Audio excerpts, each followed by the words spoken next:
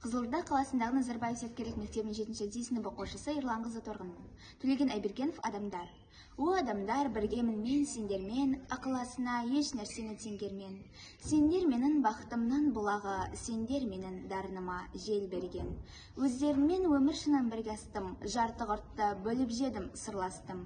Дүниеге келгенім жоқ шет жүріп, рақатын ойлау үшін бір бастын. Гүлстанға айналдырған дақырды, болат қолдар, алғыр милар ақылдар.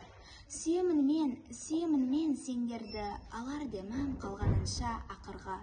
Менің үшін бірдей тілін, жынысын, көбін ана, көбін аға інісін, достық өскен, ерлік өскен ортана, енген сайын кеней түсер тынысым.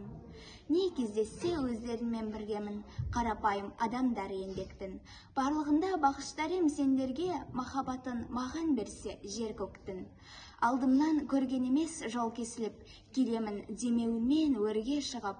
О адамдар, ғапу ет шалыспассам, кешіріңдер менікі пендешілік.